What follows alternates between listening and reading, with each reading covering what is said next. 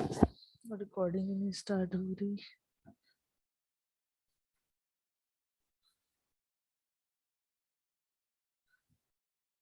Good morning, students.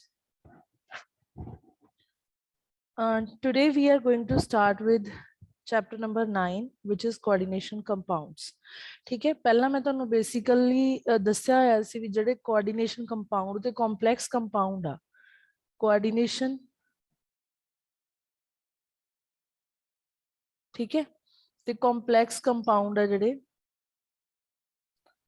ਉਹ same ਚੀਜ਼ ਹੀ ਹੈ। ਇਹ ਦੋਨੋਂ ਵਰਡਸ ਦਾ ਜਿਹੜਾ ਮੀਨਿੰਗ ਆ ਉਹ ਸੇਮ ਆ, ਠੀਕ ਹੈ ਜੀ।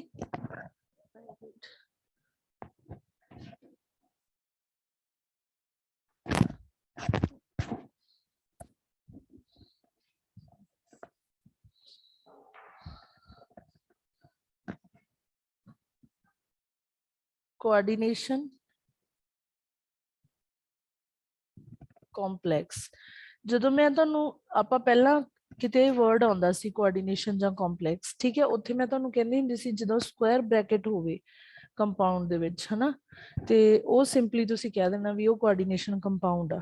ਬਟ ਹੁਣ ਆਪਾਂ ਇਸ ਵਰਡ ਤੇ ਪੂਰਾ ਇੱਕ ਚੈਪਟਰ ਕਰਾਂਗੇ, ਠੀਕ ਹੈ, ਇੱਕ ਇੱਕ ਚੀਜ਼ ਕਲੀਅਰ ਹੋਊਗੀ ਕਿ ਸਕੁਆਇਰ ਬ੍ਰੈਕਟ ਦੇ ਵਿੱਚ ਆਖਿਰ ਆਪਾਂ we will see the definition, ਠੀਕ ਹੈ। ਡੈਫੀਨੇਸ਼ਨ ਕਹਿੰਦੀ ਹੈ ਕਿ coordination compounds are molecular compounds which are formed from the combination of two or more simple stable compounds and retain their identity in the solid as well as in the dissolved state।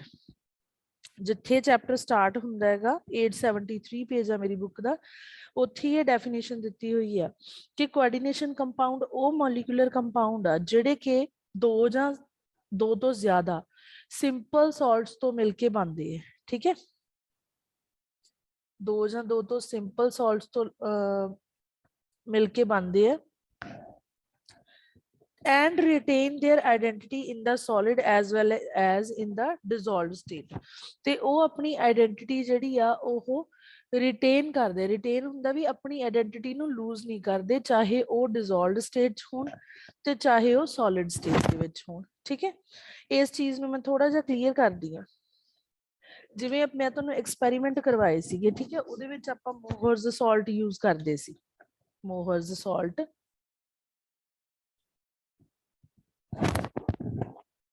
ਮੋਹਰ salt ਦਾ formula ਸੀਗਾ FeSO4 dot NH4 twice SO4 dot 6H2, ਠੀਕ ਹੈ ਜੀ। ਆਹ ਵਾਲਾ ਮੋਹਰਜ਼ salt ਦਾ formula ਸੀਗਾ। ਹੁਣ ਇਹਦੇ ਵਿੱਚ FeSO4 ਮਤਲਬ ਆਇਰਨ ਸਲਫੇਟ ਆ, NH4 twice SO4 ਮਤਲਬ ਅਮੋਨੀਅਮ ਸਲਫੇਟ ਆ, ਤੇ ਨਾਲ ਵਾਟਰ ਮੋਲੀਕਿਊਲ ਆ, ਠੀਕ ਹੈ। ਜਦੋਂ ਰਜੇ ਆਪਾਂ ਇਸ ਸਾਲਟ ਨੂੰ ਪਾਣੀ ਵਿੱਚ ਡਿਸੋਲਵ ਕਰਦੇ ਸੀ ਤਾਂ ਆਪਣੇ ਕੋਲ Fe2 ਪੋਜ਼ਿਟਿਵ ਆਇਨ ਵੀ ਬਣਨਗੇ, NH4 ਪੋਜ਼ਿਟਿਵ ਆਇਨ ਵੀ ਬਣਨਗੇ, ਠੀਕ ਹੈ, SO4 2 ਨੈਗੇਟਿਵ ਆਇਨ ਵੀ ਬਣਨਗੇ।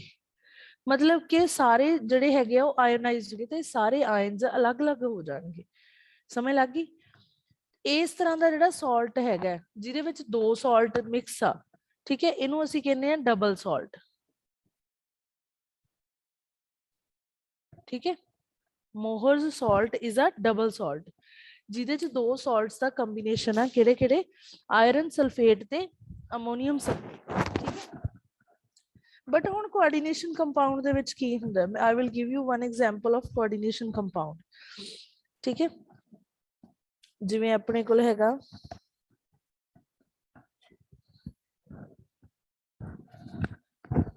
AgNH3 twice Cl, ਠੀਕ ਹੈ। ਸੋ ਆਪਣੇ ਕੋਲ ਕੀ ਹੈਗਾ ਹੁਣ? ਇਹ ਆਪਾਂ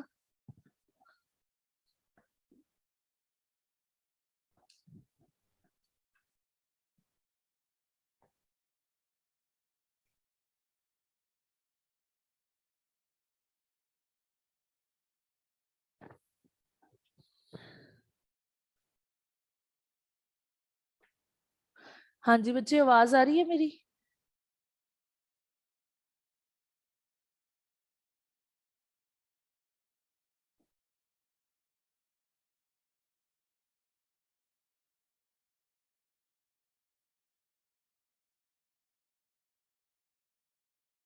आवाज आ रही है मेरी बच्चे? हाँ जी मैम आती है। ओके, ਤਾਂ ਆਹ ਵਾਲਾ ਸॉल्ट ਹੈ ਜਿਹੜਾ ਹਨਾ, ਇਹ ਤਾਂ ਮੈਂ ਤੁਹਾਨੂੰ ਕਹਿਤਾ ਵੀ ਇਹ ਡਬਲ ਸॉल्ट ਹੈ, ਇਹਦੇ ਵਿੱਚ ਕੋਈ ਵੀ ਸਕੁਅਰ ਬ੍ਰੈਕਟ ਨਹੀਂ ਹੈਗੀ। ਠੀਕ ਹੈ, ਇੱਕ ਇਹਦਾ ਆਪਾਂ ਕਹਤਾ ਵੀ ਜਦੋਂ ਆਪਾਂ ਇਹਨੂੰ ਵਾਟਰ 'ਚ ਡਿਸੋਲਵ ਕਰਾਂਗੇ ਤਾਂ ਜਿਹੜੇ ਸਾਰੇ ਆਇਨਸ ਆ ਉਹ ਅਲੱਗ-ਅਲੱਗ ਹੋ ਜਾਣਗੇ। ਠੀਕ ਹੈ, ਹੁਣ ਮੈਂ ਤੁਹਾਡੇ ਕੋਲ ਐਗਜ਼ਾਮਪਲ ਲਈ ਹੈ AgNH3 ਟਵਾਈਸ Cl ਦੀ। ਠੀਕ ਹੈ, ਤਾਂ ਇਹ ਜਿਹੜਾ ਹੈਗਾ ਇਹਦੇ ਚ ਸਕੁਅਰ ਬ੍ਰੈਕਟ ਹੈ, ਜਿਹਦੇ ਤੋਂ ਸਾਨੂੰ ਪਤਾ ਲੱਗ ਗਿਆ ਵੀ ਇਹ ਇੱਕ ਕੰਪਲੈਕਸ ਕੰਪਾਊਂਡ ਆ। ਠੀਕ ਹੈ, ਜਦੋਂ ਤੁਸੀਂ ਇਹਨੂੰ ਵਾਟਰ ਚ ਡਿਸੋਲਵ ਕਰੋਗੇ ਤਾਂ ਜਿਹੜੀ ਸਕੁਅਰ ਬ੍ਰੈਕਟ ਵਾਲੀ ਸਾਰੀ ਚੀਜ਼ ਆ ਨਾ, ਇਹ ਇਕੱਠੀ ਰਹੂਗੀ। ਮਤਲਬ ਇਦਾਂ ਨਹੀਂ ਹੈਗਾ ਵੀ Ag ਪੋਜ਼ਿਟਿਵ ਆਇਨ ਬਣ ਜਾਣਗੇ, NH3 ਪੋਜ਼ਿਟਿਵ ਆਇਨ ਬਣ ਜਾਣਗੇ, ਇਸ ਤਰ੍ਹਾਂ ਅਲੱਗ-ਅਲੱਗ ਨਹੀਂ ਹੁੰਦੇ।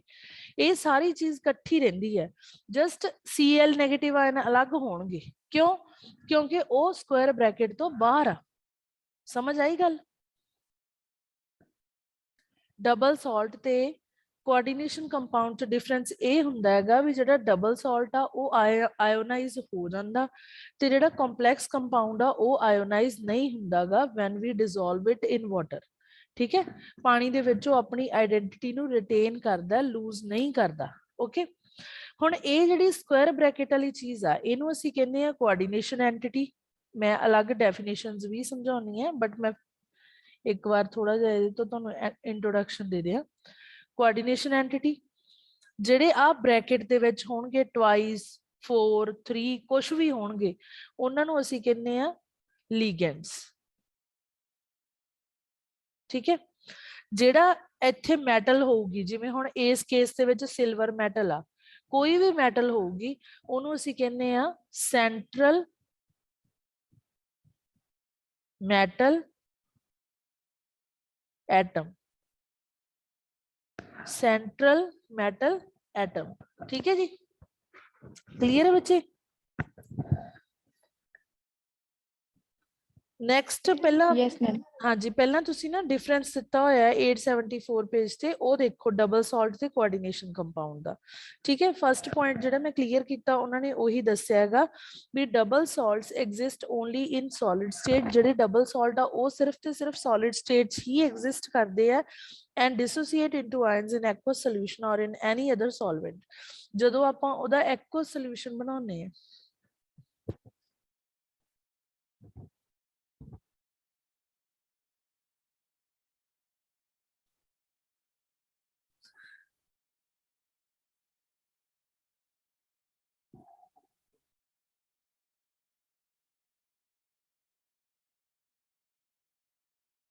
ਜਦੋਂ आवाज आ रही है बच्चे? Yes ma'am. हाँ जी, वो मेरे इधरों वार-वार डिस्कनेक्ट हो जाता, मैं तां करके पूछ रही हूँ। ठीक है, जिथों भी लगे भी नहीं आवाज आ रही मैंने दस दिओ जी अपने आप ही। ਤਾਂ ਉਹ ਕਹਿੰਦਾ ਵੀ ਜਦੋਂ ਆਪਾਂ ਐਕੁਅਸ ਸੋਲੂਸ਼ਨ ਬਣਾਉਂਦੇ ਹਾਂ ਉਹ ਆਇਨਸ ਵਿੱਚ ਟੁੱਟਦਾ ਹੈ, ਤੇ coordination compounds exist in the solid state as well as when dissolved in water on or any other ਸੋਲਵੈਂਟ। ਜਿਹੜਾ ਆਪਣੇ ਕੋਲ ਕੋਆਰਡੀਨੇਸ਼ਨ ਕੰਪਾਊਂਡ ਆ ਉਹ ਸੋਲਿਡ ਸਟੇਟ 'ਚ ਵੀ ਐਗਜ਼ਿਸਟ ਕਰਦਾ ਹੈ, ਤੇ ਪਾਣੀ 'ਚ ਜਦੋਂ ਆਪਾਂ ਡਿਸੋਲਵ ਕਰਦੇ ਹਾਂ ਜਾਂ ਕਿਸੇ ਹੋਰ ਸੋਲਵੈਂਟ 'ਚ ਉਦੋਂ ਵੀ ਉਹ ਐਗਜ਼ਿਸਟ ਕਰਦਾ ਹੈ। ਮਤਲਬ ਕਿ ਜਿਹੜੀ ਸਕੁਅਰ ਬ੍ਰੈਕਟ ਵਾਲੀ ਚੀਜ਼ ਆ ਉਹ ਆਇਓਨਾਈਜ਼ ਨਹੀਂ ਹੁੰਦੀ, ਉਹ ਉਦਾਂ ਦੀ ਉਦਾਂ ਹੀ ਰਹਿੰਦੀ ਹੈ। ਠੀਕ ਹੈ, ਡਬਲ ਸਾਲਟ ਦਾ ਸੈਕੰਡ ਪੁਆਇੰਟ ਉਹਨਾਂ ਨੇ ਕਿਹਾ they lose their identity in solution. ਹੁਣ ਜਿਵੇਂ ਮੈਂ ਤੁਹਾਨੂੰ ਮੋਹਰਜ਼ ਸਾਲਟ ਦੀ ਐਗਜ਼ਾਮਪਲ ਦਿੱਤੀ ਸੀ ਹੈ ਨਾ, ਜਦੋਂ ਆਪਾਂ ਉਹਦਾ ਸੋਲੂਸ਼ਨ ਬਣਾਉਂਦੇ ਆ ਤੇ ਉਹ ਆਇਨਸ ਵਿੱਚ ਟੁੱਟ ਗਿਆ ਤਾਂ ਉਹਨੇ ਆਪਦੀ ਜਿਹੜੀ ਮੋਹਰਜ਼ ਸਾਲਟ ਵਾਲੀ ਆਇਡੈਂਟੀਟੀ ਉਹ ਤਾਂ ਲੂਜ਼ ਕਰਤੀ। ਆਇਰਨ ਆਇਨ ਅਲੱਗ ਹੋ ਗਏ ਸੀ, ਅਮੋਨੀਅਮ ਦੇ ਆਇਨ ਅਲੱਗ ਹੋ ਗਏ ਸੀ, ਸਲਫੇਟ ਦੇ ਆਇਨ ਅਲੱਗ ਹੋ ਗਏ ਸੀ। ਬਟ ਕੋਆਰਡੀਨੇਸ਼ਨ ਕੰਪਾਊਂਡ ਦੇ ਵਿੱਚ ਕੀ ਹੁੰਦਾ, they do not completely lose their identity in solution. ਉਹ ਆਪਣੀ ਆਇਡੈਂਟੀਟੀ ਨੂੰ ਕੰਪਲੀਟਲੀ ਲੂਜ਼ ਨਹੀਂ ਕਰਦੇ, ਸਿਰਫ ਜਿਹੜੀ ਸਕੁਅਰ ਬ੍ਰੈਕਟ ਤੋਂ ਬਾਹਰ ਵਾਲੀ ਚੀਜ਼ ਹੈ ਸਿਰਫ ਉਹ ਆਇਓਨਾਈਜ਼ ਹੁੰਦੀ। ਠੀਕ ਹੈ, ਥਰਡ ਪੁਆਇੰਟ ਹੈ ਕਿ the properties of the double salt are essentially the same as those of constant compounds। ਜਿਹੜੇ ਆਪਣੇ ਕੋਲ ਡਬਲ ਸਾਲਟ ਸੀ, ਜਿਵੇਂ ਮੋਹਰ ਸਾਲਟ ਆ, ਉਹਦੇ ਵਿੱਚ ਆਪਾਂ ਆਇਰਨ ਸਲਫੇਟ ਤੇ ਅਮੋਨੀਅਮ ਸਲਫੇਟ ਲਿਆ ਸੀ ਹਨਾ, ਜਿਹੜਾ ਆਪਾਂ ਉਹਨਾਂ ਤੋਂ ਮਿਕਸ ਕਰਕੇ ਡਬਲ ਸਾਲਟ ਬਣਾਇਆ ਉਹਦੇ ਵਿੱਚ ਵੀ ਆਇਰਨ ਤੇ ਅਮੋਨੀਅਮ ਦੀਆਂ ਪ੍ਰੋਪਰਟੀਜ਼ ਹੋਣਗੀਆਂ।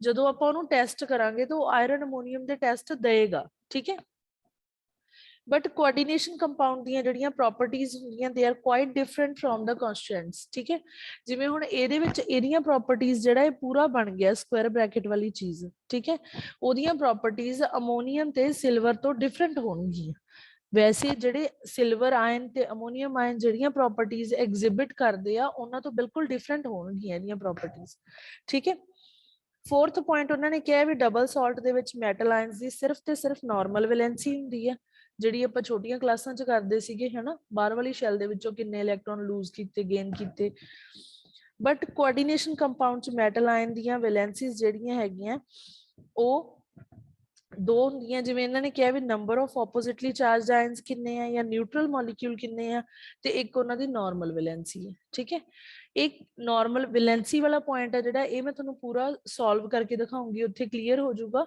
बाकी सारे पॉइंट क्लियर हो गए चंगी तरह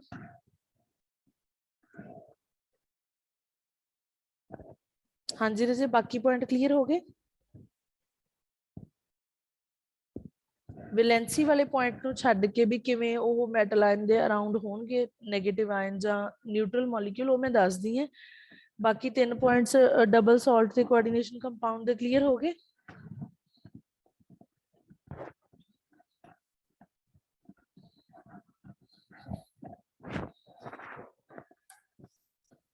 सुमन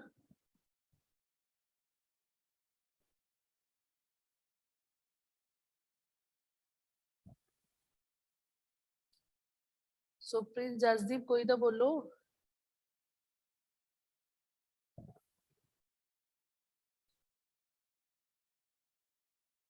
चलो आवाज आ रही है ना बच्चे मेरी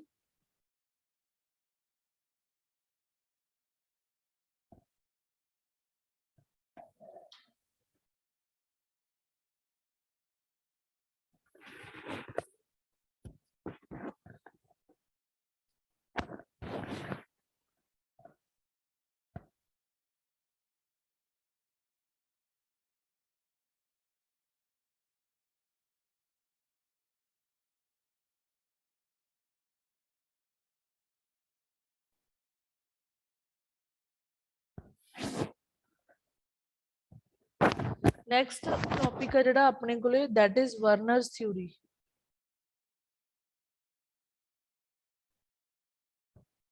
Werner's theory of coordination compounds ठीक है वर्नर्स थ्योरी के अकॉर्डिंग उन्होंने की किया हैगा फर्स्ट पॉइंट देखो अपने कोले कि in coordination compounds metal ion atoms exhibit two types of valencies namely the primary valency and the secondary valency तो फर्स्ट पॉइंट ਉਹਨੇ ਵੈਲੈਂਸੀ ਦਾ ਹੀ ਕਲੀਅਰ ਕੀਤਾ ਹੈ ਕਿ ਆਪਣੇ ਕੋਲ ਜਿਹੜਾ ਕੋਆਰਡੀਨੇਸ਼ਨ ਕੰਪਾਊਂਡ ਆ ਉਹਦੇ ਕੋਲ ਦੋ ਤਰ੍ਹਾਂ ਦੀ ਵੈਲੈਂਸੀ ਹੁੰਦੀ ਆ ਪ੍ਰਾਇਮਰੀ ਤੇ ਸੈਕੰਡਰੀ ठीक है ਹੁਣ ਦੇਖੋ ਉਹ ਕਹਿੰਦਾ ਪ੍ਰਾਇਮਰੀ ਵੈਲੈਂਸੀ ਤਾਂ ਆਇਓਨਾਈਜ਼ੇਬਲ ਹੁੰਦੀ ਹੈ ਠੀਕ ਹੈ ਜਿਹੜੀ ਪ੍ਰਾਇਮਰੀ ਵੈਲੈਂਸੀ ਆ ਉਹਦੇ ਅਕੋਰਡਿੰਗ ਜਿਵੇਂ ਮੰਨ ਲਓ Ag3 ਪੋਜ਼ਿਟਿਵ ਆ ਤਾਂ Ag3 ਪੋਜ਼ਿਟਿਵ ਆਇਓਨਾਈਜ਼ ਹੋ ਸਕਦੇ ਆ ਆਇਨਸ ਠੀਕ ਹੈ ਬਟ ਜਿਹੜੀ ਸੈਕੰਡਰੀ ਵੈਲੈਂਸੀ ਉਹ ਕਹਿੰਦਾ ਉਹ ਨॉन ਆਇਓਨਾਈਜ਼ੇਬਲ ਹੁੰਦੀ ਹੈ ਠੀਕ ਹੈ ਪ੍ਰਾਇਮਰੀ ਵੈਲੈਂਸੀ ਜਿਹੜੀ ਆ ਉਹ ਤਾਂ ਆਏਗੀ ਆਕਸੀਡੇਸ਼ਨ ਨੰਬਰ ਦੇ ਅਕੋਰਡਿੰਗ ਠੀਕ ਹੈ ਆਕਸੀਡੇਸ਼ਨ ਜੋ ਉਹਨਾਂ ਦੀ ਸਟੇਟ ਆ ਜਿਵੇਂ ਮੈਂ ਉੱਪਰ ਦੱਸਿਆ ਸੀ ਵੀ ਇੰਨਾ ਪੋਜ਼ਿਟਿਵ ਚਾਰਜ ਆ ਉਹਦੇ ਅਕੋਰਡਿੰਗ ਠੀਕ ਹੈ ਤੇ ਜਿਹੜੀ ਸੈਕੰਡਰੀ ਵੈਲੈਂਸੀ ਆ ਉਹ ਆਏਗੀ ਕੋਆਰਡੀਨੇਸ਼ਨ ਨੰਬਰ ਦੇ ਅਕੋਰਡਿੰਗ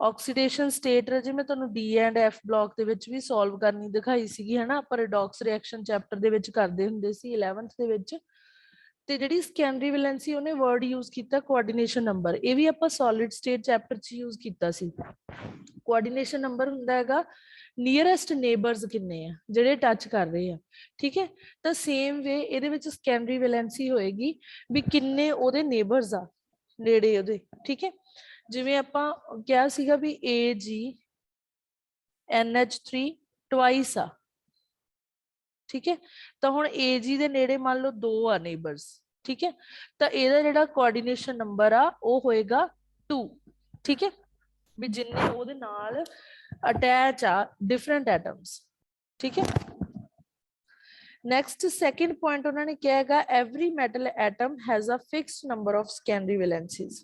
ਹਰੇਕ ਜਿਹੜਾ ਮੈਟਲ ਐਟਮ ਆ ਰਿਹਾ ਜੀ ਉਹਦੀ ਫਿਕਸਡ ਵੈਲੈਂਸੀਜ਼ ਹੁੰਦੀਆਂ ਹੈਗੀਆਂ, ਆਏ ਨਹੀਂ ਹੁੰਦਾ ਵੀ ਉਹ ਆਪਣੇ ਆਪ ਹੀ ਚੇਂਜ ਹੋ ਸਕਦੀਆਂ ਹਰੇਕ ਐਟਮ ਦੀਆਂ, ਠੀਕ ਹੈ, ਸੈਕੰਡਰੀ ਵੈਲੈਂਸੀਜ਼ ਫਿਕਸਡ ਹੁੰਦੀਆਂ। ਥਰਡ ਪੁਆਇੰਟ ਉਹਨਾਂ ਨੇ ਕਿਹਾ ਹੈਗਾ ਵੀ metal atom tends to satisfy both its primary as well as secondary valencies. ਜਿਹੜਾ ਮੈਟਲ ਐਟਮ ਆ ਉਹ ਦੋਨੇ ਤਰ੍ਹਾਂ ਦੀ ਵੈਲੈਂਸੀ ਨੂੰ ਸੈਟਿਸਫਾਈ ਕਰਨ ਦੀ ਕੋਸ਼ਿਸ਼ ਕਰਦਾ। ਪ੍ਰਾਇਮਰੀ ਵੈਲੈਂਸੀਜ਼ ਤਾਂ ਨੈਗੇਟਿਵ ਨਾਲ ਸੈਟਿਸਫਾਈ ਹੋਣਗੀਆਂ ਤੇ ਜਿਹੜੀਆਂ ਸੈਕੰਡਰੀ ਵੈਲੈਂਸੀਜ਼ ਆ ਉਹ ਨੈਗੇਟਿਵ ਤੇ ਨਿਊਟਰਲ ਨਾਲ ਹੋਣਗੀਆਂ। ਵੈਸੇ ਤਾਂ ਤੁਹਾਨੂੰ ਪਤਾ ਵੀ ਜਿਵੇਂ ਹੁਣ Ag ਪੋਜ਼ਿਟਿਵ ਆ, ਇਹਦੇ ਨਾਲ ਨੈਗੇਟਿਵ ਚੀਜ਼ ਨਹੀਂ ਅਟਰੈਕਟ ਹੋਣਾ ਹੁੰਦਾ, ਜਿਵੇਂ Cl ਨੈਗੇਟਿਵ ਆ, Br ਨੈਗੇਟਿਵ ਆ, ਹਨਾ। ਤਾਂ ਉਹ ਕਹਿੰਦਾ ਵੀ ਜਿਹੜੀ ਇਹ ਚੀਜ਼, ਇਹ ਕਨਸੈਪਟ ਆ ਜਿਹੜਾ ਵੀ ਪੋਜ਼ਿਟਿਵ ਨੈਗੇਟਿਵ ਨੂੰ ਅਟਰੈਕਟ ਕਰਦਾ ਉਹਦੇ ਨਾਲ ਸੈਟਿਸਫਾਈ ਹੁੰਦਾ ਹੈਗਾ, ਇਹ ਆਪਾਂ 10th ਚ ਕੀਤਾ ਸੀ ਹਨਾ। ਇਹ ਤਾਂ ਕਨਸੈਪਟ ਸਿਰਫ ਪ੍ਰਾਇਮਰੀ ਵੈਲੈਂਸੀ ਤੇ ਹੀ ਅਪਲਾਈ ਹੁੰਦਾ ਹੈ।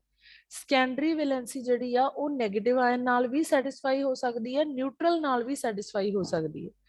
ਹੋ ਸਕਦਾ ਬੱਚੇ ਜਿਹੜੇ ਮੈਂ ਪੁਆਇੰਟਸ ਦੱਸ ਰਹੀ ਹਾਂ ਹਨਾ ਤੁਹਾਨੂੰ ਕੁਝ ਘੱਟ ਕਲੀਅਰ ਹੋਣ, ਬਟ ਜਦੋਂ ਮੈਂ ਅੱਗੇ ਐਗਜ਼ਾਮਪਲਸ ਲਈਆਂ ਉਹ ਸਾਰਾ ਕੁਝ ਤੁਹਾਨੂੰ ਆਪਣੇ ਆਪ ਕਲੀਅਰ ਹੋ ਜਾਊਗਾ। ਬਟ ਜਿੰਨਾ ਮੈਂ ਦੱਸ ਰਹੀ ਹਾਂ ਨਾ ਉਹਨੇ ਪੁਆਇੰਟਸ ਨੂੰ ਮਾਈਂਡ 'ਚ ਬਿਠਾਈ ਰੱਖਿਓ, ਠੀਕ ਹੈ।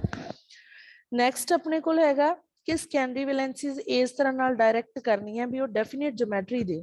ਹੁਣ ਇਹਨਾਂ ਵਰਨਰਸ ਥਿਊਰੀ ਨੇ ਬੇਸਿਕਲੀ ਗੱਲ ਕੀਤੀ ਹੈ ਵੈਲੈਂਸੀ ਦੀ, ਮੈਂ ਰਿਪੀਟ ਕਰਨ ਲੱਗੀ ਹਾਂ ਪੂਰੀ ਥਿਊਰੀ ਨੂੰ।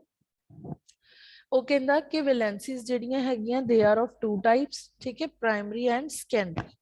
ਪ੍ਰਾਇਮਰੀ ਵੈਲੈਂਸੀਜ਼ ਜਿਹੜੀਆਂ ਉਹ ਤਾਂ ਸੈਟਿਸਫਾਈ ਹੁੰਦੀਆਂ ਆਕਸੀਡੇਸ਼ਨ ਸਟੇਟ ਦੇ ਅਕੋਰਡਿੰਗ, ਠੀਕ ਹੈ, ਤੇ ਜਿਹੜੀਆਂ ਸੈਕੰਡਰੀ ਵੈਲੈਂਸੀਜ਼ ਆ ਉਹ ਸੈਟਿਸਫਾਈ ਹੁੰਦੀਆਂ ਕੋਆਰਡੀਨੇਸ਼ਨ ਨੰਬਰ ਦੇ ਅਕੋਰਡਿੰਗ।